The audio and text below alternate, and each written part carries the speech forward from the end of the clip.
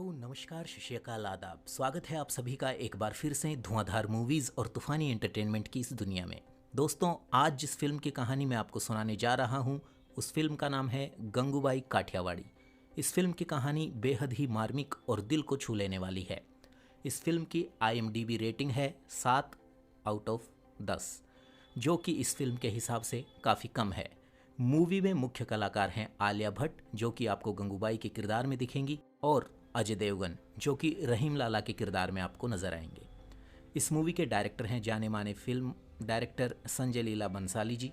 इस फिल्म की कहानी एक पुस्तक जिसका नाम है माफिया क्वींस ऑफ मुंबई और जिसके लेखक हैं हुसैन जैदी और जेन बोर्गेस के एक अध्याय से ली गई है, और उस अध्याय का नाम है द मार्टियार्च ऑफ कमाठीपुरा। तो ये थी कुछ फिल्म से रिलेटेड महत्वपूर्ण इन्फॉर्मेशन। चलिए बढ़ते हैं मूवी की कहानी की तरफ। तो मूवी की कहानी की शुरुआत होती है 15 साल की एक लड़की के साथ, जिसे एक कोठे पर ज़बरदस्ती धंधे के लिए सजाया जा रहा है। लड़की इस बात से बिल्कुल खुश नहीं है, वह बहुत ही परेशान स्थिति में नज़र आती है। लड़की की उम्र भी बहुत कम है, वह मात्र 15 और 16 साल की लड़की होती है। इस लड़की के लाख विरोध करने के बावजूद रश्मि, जो कि इस कोठे की मालिक है, वो इसे ज़बरदस्ती धंधे में उतार देती है। लड़की फिर भी विरोध जारी रखती है। लड़की का विरोध उग्र रूप धारण कर लेता है और लड़की के उग्र रूप को देखते हुए रश्मि इस लड़की को बेड़ियों में जकड़कर काल कोठरी में कैद कर देती है। लड़की काल कोठरी में भी चैन से नहीं रहती और बहुत चीखती चिल्लाती रहती है। तो रश्मि और बाकी वैश्याएं परेशान हो जाती हैं, क्योंकि दिन में उन्हें नींद लेनी होती है, लेकिन ये लड़की चीखती चिल्लाती रहती है, तो वो सब भी सो नहीं पाते और रात भर उन्हें ग्रह जगा के रखते हैं। तो वे लोग निश्चय करते हैं कि उनको गंगूबाई को बुलाना चाहिए इस लड़की को काउंसिल करने के लिए। आखिरकार गंगूबाई को वहां पर उस लड़की को काउंसलिंग करने के लिए बुलाया जाता है। गंगूबाई रश्मि के कोठे पर पहुंचती है और लड़की को बेड़ियों में देखकर रश्मि को बहुत धमकाती है, डांटती है। इसके बाद गंगूबाई लड़की को पानी पिलाती है। गंगूबाई लड़की से उसका नाम पूछती है और लड़की अपना नाम मधु बताती है। फिर वह लड़की से पूछती है कि उसे यहाँ कौन छोड़कर गया है, तो लड़की अपने पति जमाल का नाम लेती है। गंगूबाई को बहुत हैरत होती है और गंगूबाई मधु से कहती है कि सभी की यहाँ पे यही कहानी है। वह उसे समझाती है कि एक बार जो लड़की वैश्यावृत्ति के धंधे में आ गई, फिर उसका निकल पाना नामुमकिन है और उसके सामने सिर्फ 2 ही रास्ते रहते हैं, या तो वह धंधे को अपना ले या फिर जहर खाकर अपनी जान दे दे। और अगले ही सीन में फिल्म की कहानी शिफ्ट होती है फ्लैशबैक में, जहां पर गंगूबाई अपने खुशहाल जीवन के बारे में बताती है मधु को कि किस तरह वो गंगा से गंगूबाई बनी, और बताती है कि वह गुजरात के काठियावाड़ के एक बैरिस्टर की बेटी थी। उनका परिवार बेहद संपन्न था और गंगूबाई मुंबई आकर फिल्म में काम करना चाहती थी। वह फिल्म एक्ट्रेस बनना चाहती थी, पर उसके माता पिता इस बात के खिलाफ थे। गंगूबाई एक लड़के से प्यार करती थी जिसका नाम रमणीक था। रमणीक मुंबई की 2 टिकट बुक करके लेके आता है और गंगूबाई से घर छोड़कर भाग चलने के लिए कहता है। गंगूबाई इसके लिए तैयार नहीं होती है, लेकिन रमणीक उसे फिल्म में हीरोइन बनने के सपने की याद दिलाता है और कहता है एक बार तू हीरोइन बन जाएगी तो सभी लोग तुझे माफ़ कर देंगे। उसे घर से भागने के लिए रमणीक अपनी बातों से फुसलाकर राजी कर लेता है। गंगूबाई रमणीक की बातों में आ जाती है और अपने घर के सभी जेवरात चुराकर रमणीक के साथ मुंबई के लिए घर छोड़ देती है। जब गंगूबाई और रमणीक मुंबई के लिए ट्रेन से जा रहे होते हैं तो रमणीक बड़ी चालाकी से गंगूबाई से जवाहरात ले लेता है, लेकिन गंगूबाई अपनी मां की अलमारी की चाबी रमणीक को नहीं देती है। मुंबई पहुंचकर गंगूबाई से अपनी मौसी के घर रुकने की सलाह देता है रमणीक और दोनों मौसी के घर के लिए निकल पड़ते हैं। जैसे ही गंगूबाई और रमणीक मौसी के घर पहुंचते हैं तो वहां का नज़ारा देखकर गंगूबाई भांफ गई कि कुछ तो गलत है और वह रमणीक से वहां से चलने के लिए कहती है, लेकिन रमणीक उसे फिर बहला फुसलाकर समझाता है कि मौसी उसे फिल्म में काम दिलवाएगी और वह उसे मौसी के आंगन में बिठाकर चुपचाप मौसी को बुलाने के बहाने वहां से निकल जाता है। दरअसल ये उसकी मौसी का घर नहीं बल्कि शीला मौसी का कोठा था और रमणीक गंगूबाई को 1000 रुपये में शीला मौसी को बेच चुका था और चुपचाप वहां से भाग चुका था।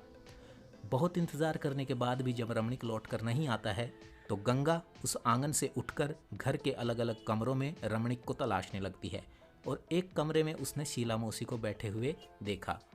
शीला मौसी गंगा को अपने पास बुलाती है और कहती है रमणीक उसे यहाँ बेचकर चला गया है और गंगा को एक अंधेरे कमरे में बंद कर दिया जाता है।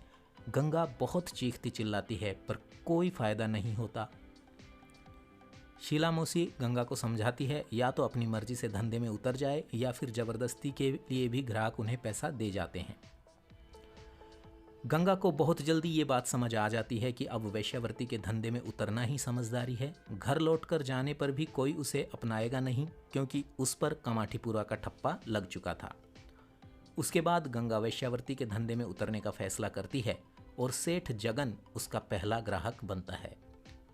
शीला मौसी गंगा की पहली वेश्यावृत्ति की कमाई लेकर गंगा के पास पहुंचती है और उसे बताती है कि सेठ जगन उससे खुश होकर उसको 20% अधिक देकर गया है और शीला मौसी गंगा की पहली कमाई गंगा के हाथ में थमा देती है। इस पर गंगा शीला मौसी से कहती है कि वो अब गंगा नहीं रही, वो गंगूबाई बन चुकी है। सेठ जगन ने उसे यह नाम दिया है और यह भी कहा है कि एक दिन वो कमाठीपुरा पर राज करेगी।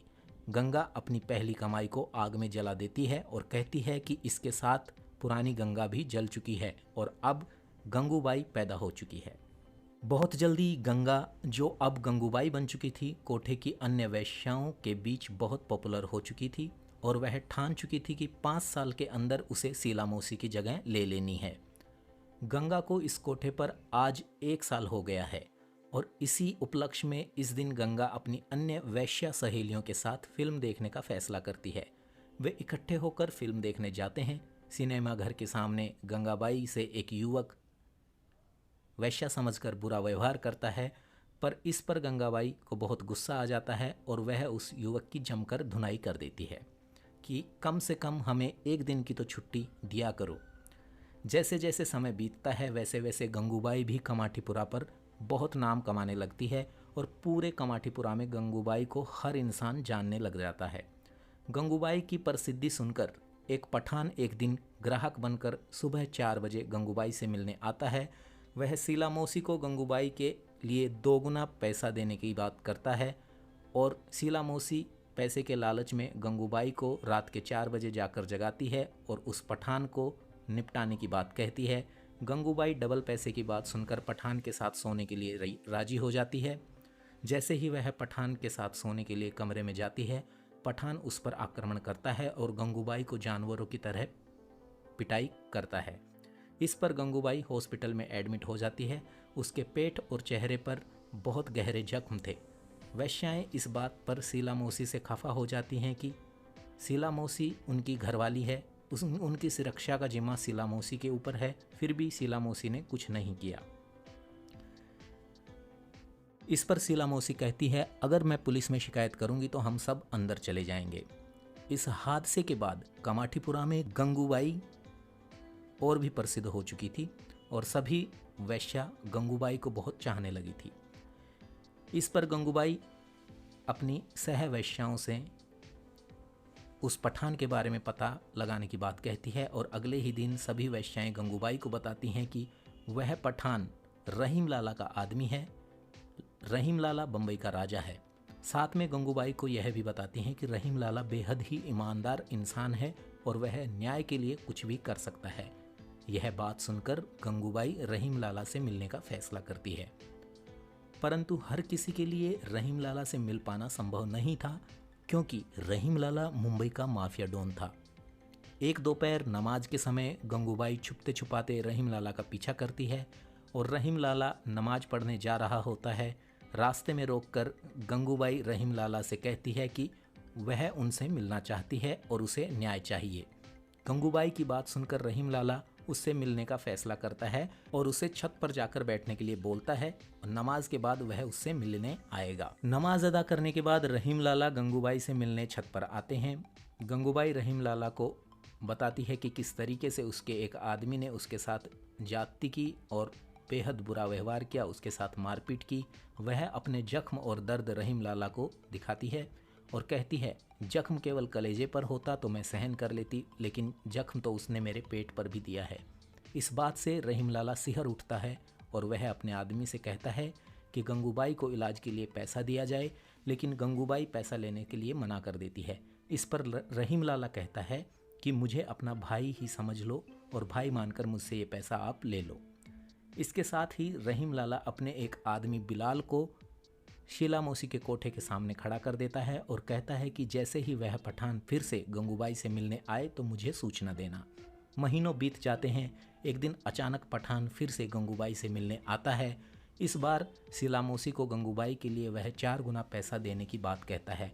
शीला मौसी एक बार फिर से पैसे के लालच में गंगूबाई को पठान के हवाले कर देती है। पठान फिर से गंगूबाई के साथ मारपीट शुरू कर देता है। इतने में गंगूबाई की सहेलियां बिलाल को पठान के आने की सूचना देती हैं। बिलाल तुरंत अपनी साइकिल से रहीम लाला तक यह बात पहुंचा देता है। रहीम लाला तुरंत अपनी कार से शीला मौसी के कोठे पर पहुंच जाता है और वहीं पर पठान को जान से मार देता है।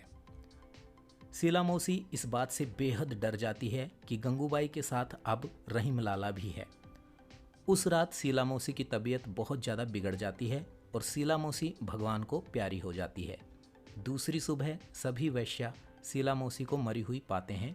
इस बात को ध्यान में रखते हुए कि अब उनकी सुरक्षा देने वाला कोई नहीं है, सभी वैश्याएं मिलकर गंगूबाई से घरवाली बनने का आग्रह करती हैं।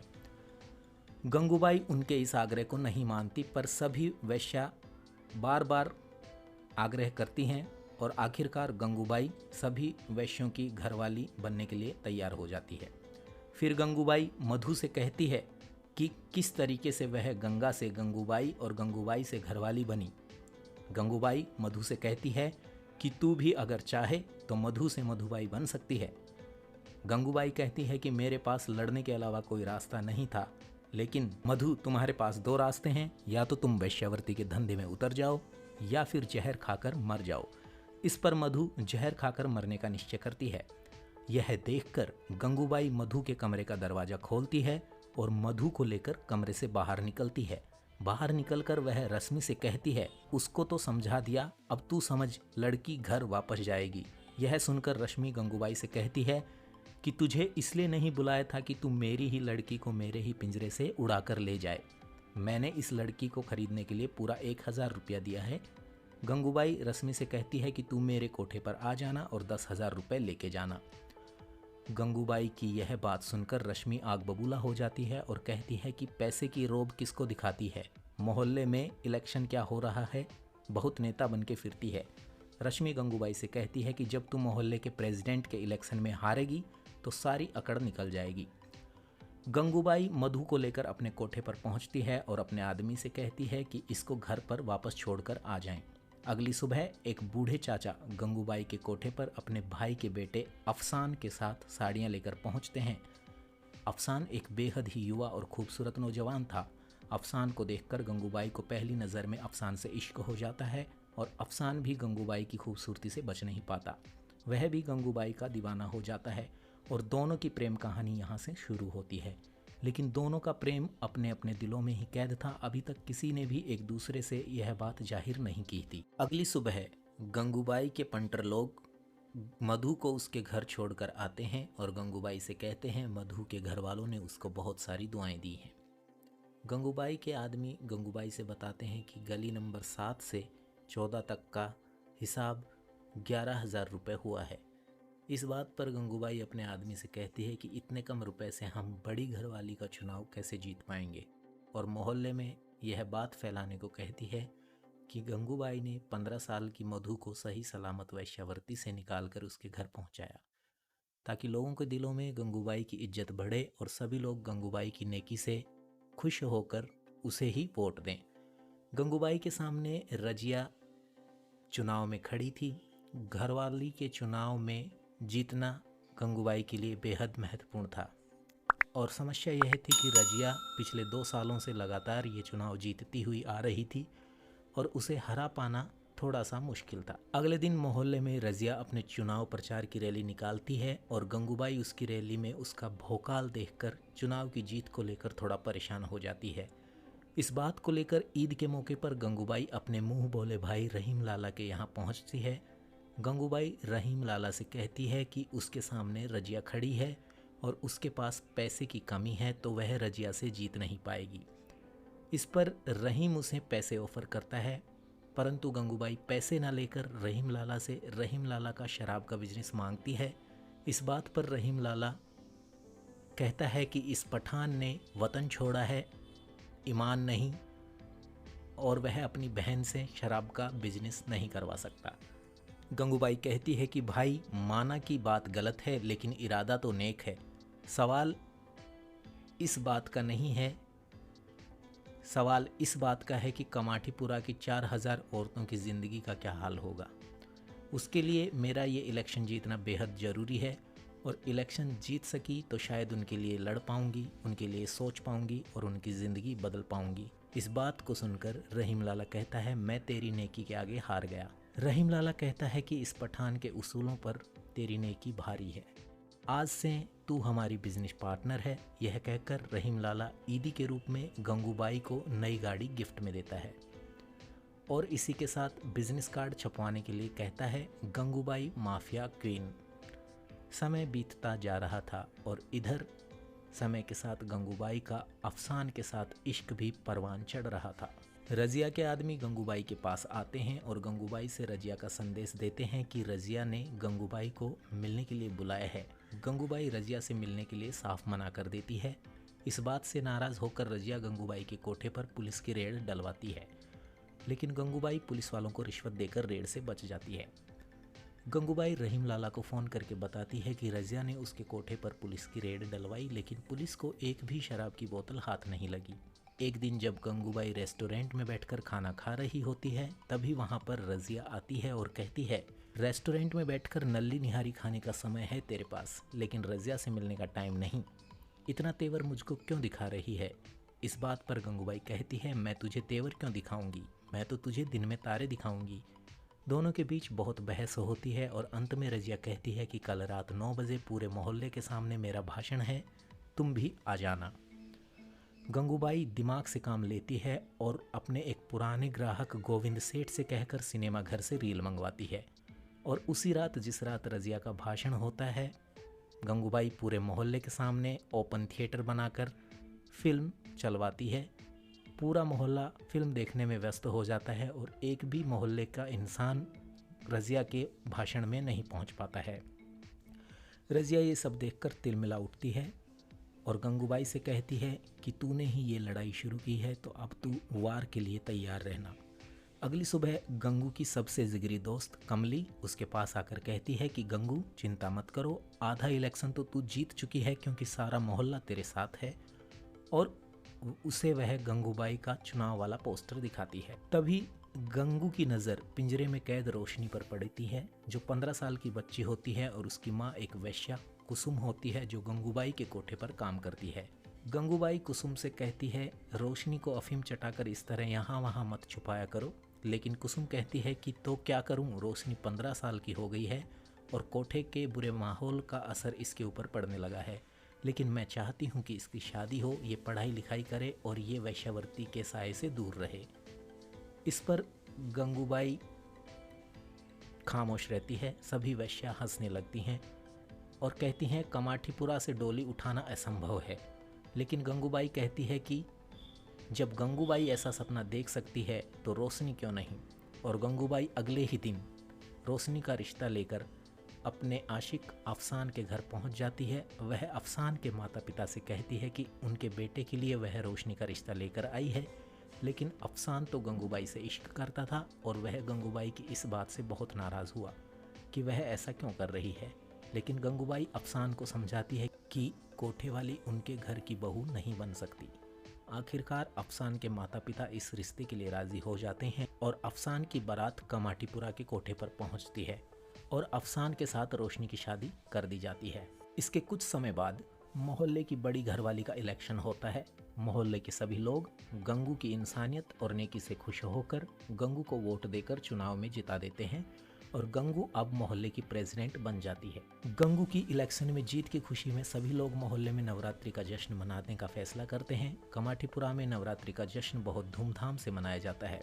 गंगूबाई 12 वर्ष बाद अपनी मां से बात करने का भी फैसला करती है और काठियावाड़ के लिए 2 मिनट का कॉल बुक करती है, लेकिन गंगूबाई की मां उससे बात करने के लिए राजी नहीं होती और गंगूबाई की मां उसे बताती है कि उसके पिता का स्वर्गवास हो गया है और उन्होंने अपने अंतिम समय में गंगा जल भी मुंह में नहीं लिया क्योंकि उसमें भी गंगा का नाम था।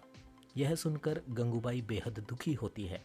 अगली सुबह रहीम लाला गंगूबाई को बुलाता है। जो 2 लोग उसके साथ में बैठे हुए थे उन दोनों के बारे में रहीम लाला कहता है, ये दोनों लोग स्कूल की तरफ से आए हैं जो तुम्हारे कोठे की दीवार के साथ है, और स्कूल वालों का कहना है कि कमाटीपुरा मोहल्ला वैश्याओं से खाली होना चाहिए क्योंकि इस वैश्यावृत्ति का असर स्कूल के बच्चों पर पड़ता है। गंगूबाई इस पर हंसती है और उन दोनों से कहती है कि अगर कोठे का असर स्कूल पर पड़ता है तो स्कूल का अच्छा असर कोठे पर क्यों नहीं पड़ता। रहीम लाला अपने तेज दिमाग से इस बात को जान जाता है कि स्कूल की आड़ में बिल्डर कमाटीपुरा को खाली कराकर वहां बड़ी इमारतें बनाना चाहते हैं और रहीम लाला गुस्से से नाराज होकर इन दोनों को वहां से भगा देते हैं और गंगूबाई से कहते हैं कि बिल्डर को तो मैं संभाल लूँगा, लेकिन 2 दिन में तुम्हारे पास कोर्ट का ऑर्डर आएगा, नोटिस आएगा, क्योंकि स्कूल वाले चुप नहीं बैठेंगे। और गंगू स्कूल प्रिंसिपल से जाके मिले। रहीम लाला की बात मानकर अगले दिन गंगू कोठे के सभी नाजायज बच्चों को इकट्ठा करके स्कूल पहुंचती है और प्रिंसिपल से मिलती है। वहां पर फैजी नाम का पत्रकार पहले से ही प्रिंसिपल से इस न्यूज़ की डिटेल ले रहा था। गंगूबाई प्रिंसिपल से कहती है कि आप लोगों का स्कूल तो केवल 40 साल से है, जबकि हमारा मोहल्ला तो 100 साल से यहाँ पर है। आप लोगों ने स्कूल बनाते समय क्यों नहीं सोचा कि स्कूल की दीवार से लगते हुए कोठा भी है, और वह प्रिंसिपल से अपने बच्चों को स्कूल में एडमिशन देने को कहती है। पत्रकार फैजू भी वहाँ बैठा ये सब डिटेल नोट कर रहा था। स्कूल के प्रिंसिपल गंगूबाई के कोठे के बच्चों को स्कूल में एडमिशन देने से मना कर देते हैं। इस पर गंगूबाई कहती है कि कोठे से हुए तो क्या हुआ, शिक्षा का हक है इन्हें और मैं इन्हें इनका हक दिलवा कर रहूँगी। प्रिंसिपल से यह सब कहकर गंगूबाई जाते समय पत्रकार को अपने कोठे पर आमंत्रित करती है। गंगूबाई की बातों से इम्प्रेस होकर पत्रकार फैजी बाबू गंगूबाई के कोठे पर उसका इंटरव्यू लेने पहुंचते हैं और कहते हैं कि वो इस लड़ाई में गंगूबाई के साथ हैं। इतने में गंगूबाई के कोठे के बच्चे गंगूबाई के पास आकर कहते हैं कि टीचर ने उन्हें मारकर स्कूल से भगा दिया। गंगूबाई फैजी बाबू से कहती है कि इन बच्चों के साथ मेरी तस्वीर अपने इंटरव्यू वाले मैगजीन में जरूर छापना। अगली सुबह गंगूबाई की सबसे करीबी दोस्त कमली एक बेटी को जन्म देती है और इसके साथ ही उसका स्वर्गवास हो जाता है। पूरे कमाटीपुरा में मातम का माहौल छा जाता है। कुछ दिनों बाद फैजी गंगूबाई से मिलने आते हैं और गंगूबाई को इंटरव्यू की मैगजीन की एक कॉपी दिखाते हैं। सभी वैश्याएं इस मैगजीन की कॉपी को देखकर बेहद खुश होती हैं। पत्रकार फैजी बाबू गंगूबाई से कहते हैं कि अब आप बहुत प्रसिद्ध हो चुकी हैं और अगले सप्ताह आज़ाद मैदान में औरतों के हक के लिए एक बहुत बड़ी रैली है और उसमें वैश्याओं की शिक्षा का भी एक मुद्दा है, और मैंने कमेटी को गंगूबाई का नाम दे दिया है और गंगूबाई को आज़ाद मैदान में 500 से 700 लोगों के सामने इस विषय पर भाषण देना होगा, क्योंकि गंगूबाई अब बहुत प्रसिद्ध हो चुकी है और प्रसिद्ध लोगों की बात हर कोई सुनता है। यह सुनकर गंगूबाई कहती है कि मैंने कभी कहीं पर भी भाषण नहीं दिया है, मुझसे भाषण नहीं दिया जाएगा।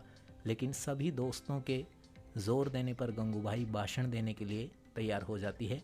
गंगूबाई आज़ाद मैदान में जाती है और वहाँ पर एक ज़बरदस्त भाषण देती है। गंगूबाई अपने भाषण में बताती है कि वैश्याओं की समाज में क्या भूमिका है।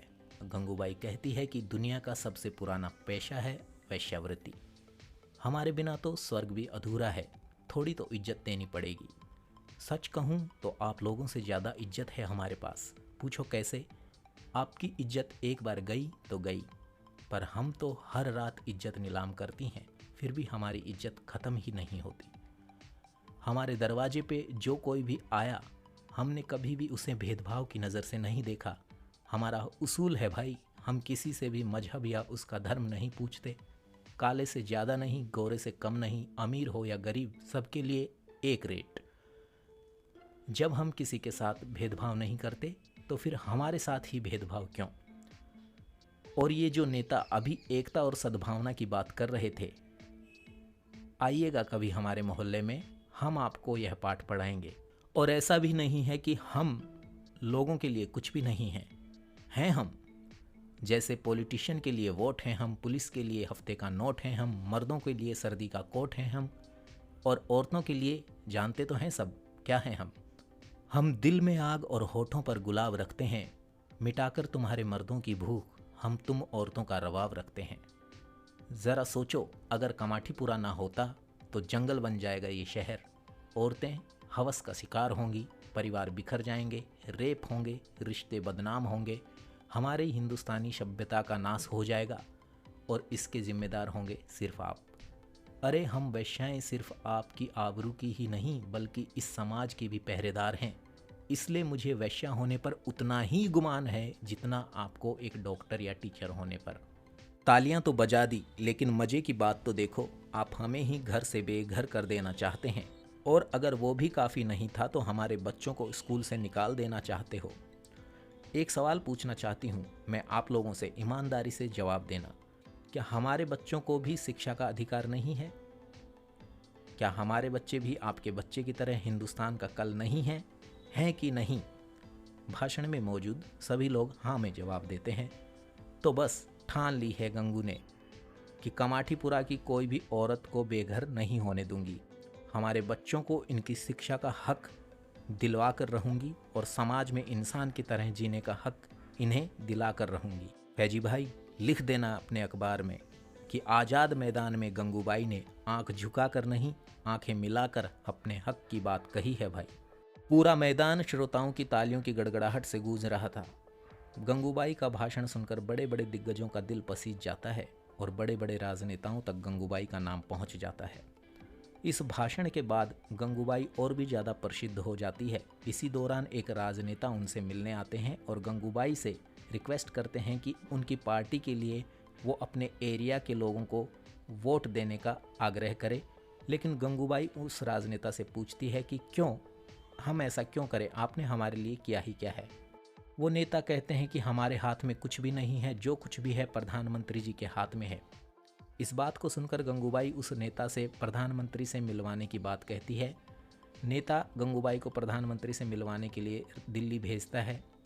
गंगूबाई प्रधानमंत्री के आवास पर दिल्ली पहुंचती है, प्रधानमंत्री जी से मिलती है और प्रधानमंत्री जी से अपनी बात रखती है कि वैश्यावृत्ति को कानूनी दर्जा दिया जाए।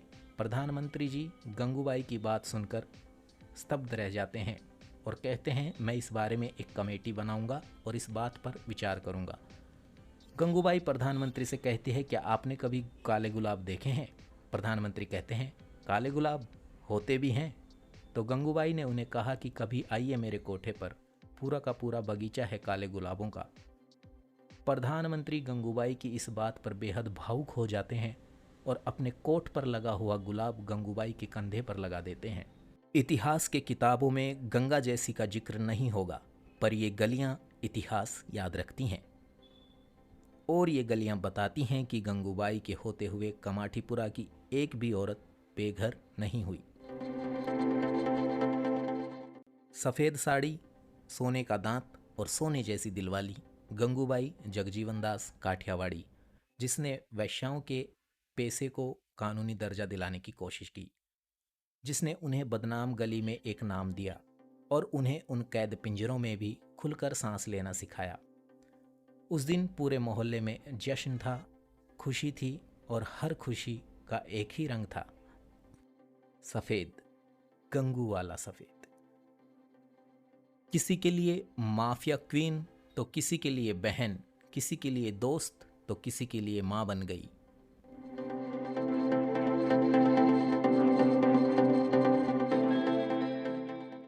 फिल्म की हीरोइन के पोस्टर तो हर शुक्रवार बदलते हैं, पर गंगूबाई वो हीरोइन है जिसकी तस्वीर कमाटीपुरा की हर दीवार पर पिछले 50 सालों से लगी हुई है। रोना उसकी किस्मत थी और मुस्कुराना उसकी फितरत। हीरोइन बनने आई थी गंगू, कमबख्त पूरा का पूरा सिनेमा बन गई। तो ये थी गंगूबाई काठियावाड़ी की मार्मिक कहानी। दोस्तों, समाज में कोई भी व्यक्ति चाहे कुछ भी धंधा करता हो, उसकी अपनी समाज में एक भूमिका होती है। ऐसी ही शानदार और तूफ़ानी मूवीज़ देखने के लिए हमारे चैनल को सब्सक्राइब करके अभी घंटी के निशान को ऑल पर सेट करना बिल्कुल ना भूलें, ताकि अगली लेटेस्ट मूवी का वीडियो आते ही आपके मोबाइल की भी घंटी बजे। मिलता हूँ आपको अगली शानदार मूवी के साथ, तब तक आप रखिए अपना ख्याल। जय हिंद।